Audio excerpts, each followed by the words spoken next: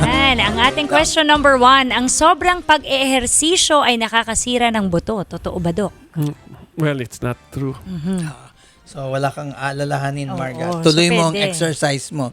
Pero para naman sa mga matatanda na above 30 years old na, hanggang sinabi na ni Doktor, pero para maulit at maalala ng ating mga nanonood, hanggang 30 years old lang nga ba talaga na-absorb ang calcium mula sa pagkain at sa gatas? Well, actually, false. Kasi the bone turns over every time. So until we grow old, we will absorb calcium. But maximum bone mass is only up to, they say, up to the late 20s or 30 years old. Ibig sabihin, the moment you reach that, parang bangko na kayo. You're like a bank. You cannot add more, pero you're only going to withdraw. You can add more para lang umabot ulit siya doon, but you cannot add more para Ako malagpasan na-alarm yun. naman ako dyan, 37 na ako. At kung magbabalak pa ako mag-anak, wag na yata. So ibig sabihin, tuloy pa rin kumain ng Correct. calcium, gatas. Kakain na lang ako ng Pero supplement. hanggang doon na lang Inom yung buto mo. Oo. Pero ito, Doc, number 3. Mainam na gamot sa osteoarthritis ang glucosamine.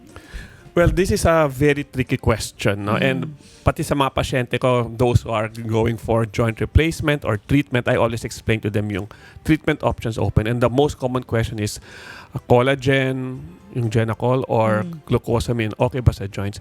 Well, you have to understand that the studies scientific studies, show that the results are mixed. Those that show that it works are normally those that have been sponsored by the company. Okay. And those that show that don't work are usually those that are independent. So I tell my patients, the scientific literature is not definite on glucosamine if it really helps the joint. Maybe the pain it will control, but it will not make the cartilage thicker. But if you want to try it, give it 3 months, and if you feel you're getting better, okay lang yon. Wala namang side effects yun eh. Correct. Magastos lang yun eh. If you feel you're not getting better, then you can stop. So the answer here is it depends on what you read. Pero the scientific literature, they are mixed on whether talagang helpful siya. Hindi. But what most believe is that hindi talaga siya nakakapagpakawal ng cartilage. So kung ano yung gumagana lang talaga sa katawan mo, sa tingin mo, that's what you take. Right. So yung susunod dito na tanong, madalas nagkakaroon ng rayuma ang mga taong overweight. Rayuma na naman ang tawag dito. So normally, overweight would be osteoarthritis, di ba? Kasi osteoarthritis is the most common type of arthritis. The more overweight you are, the higher the risk. I'm not telling 100%, but the higher the risk that you may develop arthritis in the future, especially if you have a strong family history of arthritis, Oh, so or namamanan. you have had previous joint injury. Let's say na ACL tear kayo dati, tapos naayos na, pero ngayon tumaba kayo and all, then the risk increases. Okay, ito naman, Doc Jofi, masama ang mga pagkain tulad ng mani at okra sa mga taong may rayuma. Totoo ba, Doc? Actually, surprisingly, the answer there again depends. No? Pero kung osteoarthritis, false yon. But if you're talking about gout, then Masama. you have to be careful. Pero if you're talking about rheumatoid arthritis, then false rin yun. Or if you're talking about infectious arthritis, diba? So it depends on the arthritis that we're dealing with. Pero kung gout, then you have to be careful with that. Tsaka sa tingin ko, Doc, kung kumain ka lang naman ng kakarampot na ganun, okay lang. Pero kung talaga yung kain mo, ganyang kadaming mani, hindi na talaga masasara yung kamay at paa mo niyan siguro, ano. Tsaka merong Dapat iba nga daw, moderation. sabi ni Dr. Joffy, na ang timpla ng katawan mo, kaya mong kumain ng maraming mani, walang nararamdaman. Mga iba, konting-konti pa lang, sumasakit Depende, na. oo. Ito, merong nanonood sa Facebook at may tanong si Bernabe Mejares. Yes. Yung my left ankle is very painful today. Pero hindi naman daw, Doc, na mamaga. Pwede bang gout ito? Can I take Celebrex to stop the pain? Ayun. Well, Celebrex may be taken as long as wala kayong ulcers or wala kayong allergy sa gamot na yon. But only as needed kasi lahat ng gamot may side effects yon. But kasi if you have ankle pain, no?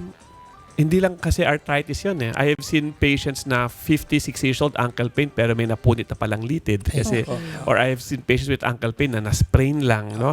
But if you really think it's arthritis, kasi kung arthritis siya, painful siya, tapos swollen siya, tapos hindi lang yun, dapat pa ulit-ulit yan. Hindi lang ngayon yun. You would have had it before pa, no?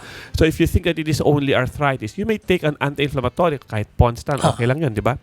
to control. But kung paulit-ulit siya, my suggestion is you have a checkup kasi mamaya hindi lang siya arthritis. It might also be a torn ligament o may napunit na litid. That could be the other.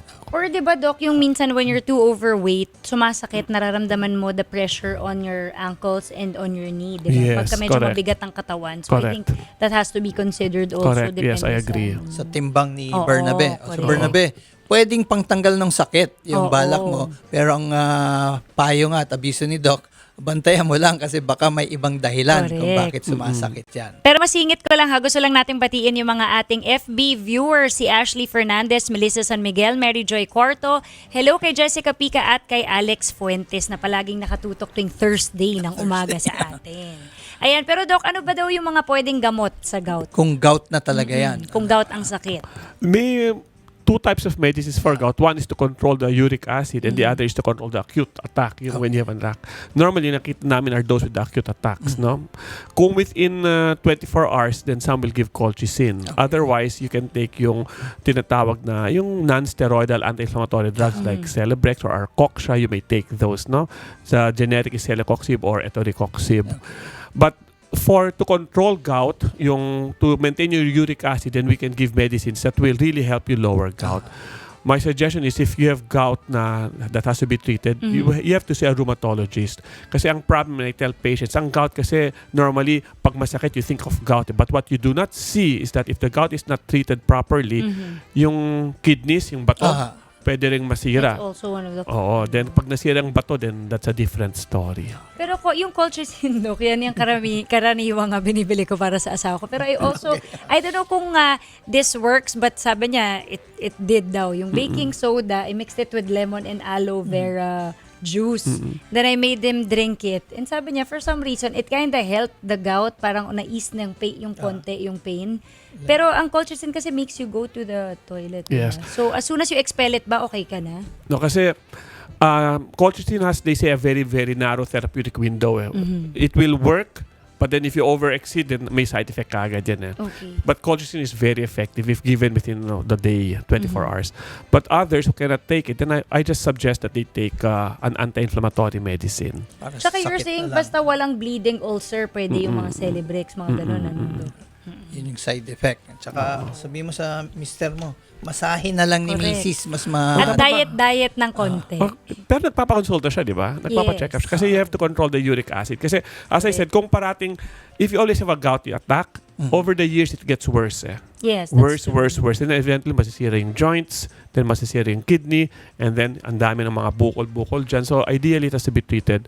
And he has to comply. He has to exercise also. Actually, Yes. when I forced him to exercise, medyo nabawasan significantly by like 65-70%. Kasi they say it's a metabolic disease. So, actually, aside from the medicines, healthy living, proper exercise, Yes. those will control body weight.